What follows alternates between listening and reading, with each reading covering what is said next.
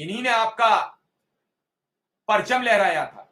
यही शिक्षा मित्र और अनुदेशक 2017 में था जिसने 325 अब तक का ऐतिहासिक जीत भारतीय जनता पार्टी को उत्तर प्रदेश में दिलाई। यही अनुदेशक शिक्षा मित्र था कि आपको 64 सीटों पर अपार अभूतपूर्व सफलता आपको दिलाई। यही अनुदेशक शिक्षा मित्र था कि दूसरी बार 89 के बाद 1989 के बाद दूसरी बार 1989 के बाद पहली बार वही सत्ता रिपीट हुई और उस रिपीट सत्ता में योगी आदित्यनाथ जी के नेतृत्व में दोबारा सरकार बनी।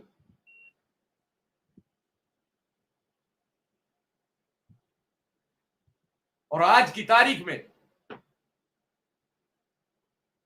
शिक्षक आपसे नाराज हुए, कर्मचारी नाराज हुए,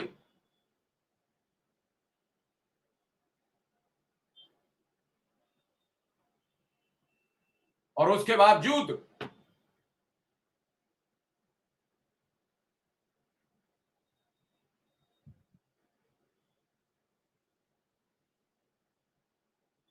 फिर आप 34 सीटों तक रहे, जबकि खुलेआम जो परमानेंट शिक्षक थे उन्होंने आपका विरोध कर दिया था, परमानेंट कर्मचारियों ने आपका विरोध कर दिया था ओल्ड पेंशन को लेकर, सबने बड़े बड़े पोस्टर लगवा दिए थे, ओपीएस नहीं तो वोट नहीं। अब इसका खामियाजा आप अनुदेशक शिक्षा मित्र को दो तो फिर तो ये बेकार बात। अनुदेशक शिक्षा मित्र तो आप यहां भी विरोध नहीं कर पाए और आपने उनकी पेंशन स्वीकार कर ली। 70,000 कर्मचारियों का आपने पेंशन का मसला स्वीकार कर लिया, इनको भी आप ही मदद कर दीजिए, ऐसा मेरा मानना है। क्यों नहीं, क्यों इन्हें कष्ट में डाला जा रहा है, क्यों इन्हें कष्ट भरी जिंदगी दी जा रही है, इनके परिजन, इनके परिवार, सब कुछ ध्वस्त ध्वस्त है, सब कुछ हवा हवा है, एक काली पुती हुई दीवार दिख रही है, सामने अंधकार दिख रहा है। उस अंधकार को दूर करने का एक ही रास्ता है, वो है इनके खाते में वेतन क्रेडिट होना, इन्हें इनके अधिकार मिलना। इसके अलावा कोई चीज ऐसी नहीं है जो इनका जीवन सुरक्षित कर पाए। कई लोगों का वक्त रिटायरमेंट का, सेवानिवृत्ति का चल रहा है, कोई 4 महीने बचे हैं, कोई 5 महीने बचे हैं, कुछ किसी के 1 साल बची है, चिंतित है, सोच रहे हैं कुछ बढ़ा हुआ वेतन कुछ महीने मिल जाएगा, हो सकता है कुछ आदेश ऐसा हो जाए जिससे उनका लाभ हो जाए। इस वर्ष के बाद हर वर्ष 10 से 5,000 15,000 लोग हर साल सेवानिवृत्त होंगे। देखते देखते कारवां निकल पड़ेगा, खाली हाथ सब जा रहे होंगे। 11 वर्ष में अनुदेशक लड़ाई लड़ता रहा, आपसी लड़ता रहा, संगठनों की लड़ता रहा, खुद बीच में खुद आपस में लड़ते रहे, एक दूसरे को समझाने का प्रयास ना करके आपसी झगड़ा फसाद सब कुछ करते रहे। संगठन के नाम पर लड़े, कभी किसी के नाम पर लड़े।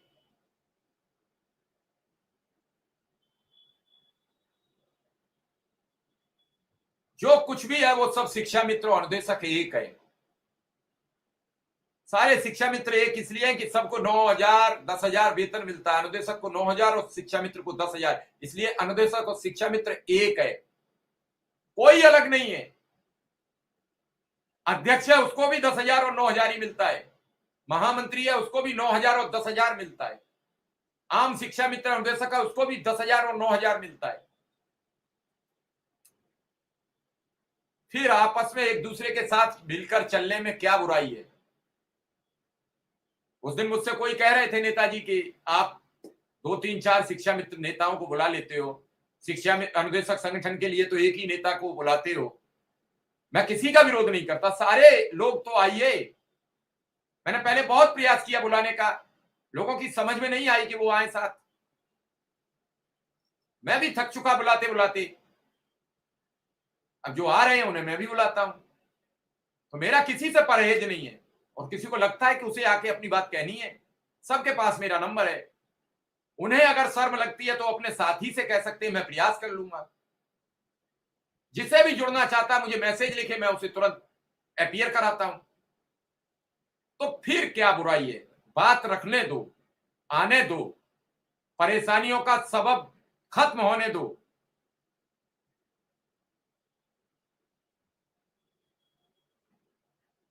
वो दौर नहीं रहा, ये दौर भी नहीं रहेगा, ये और भी आगे के दौर नहीं रहेंगे।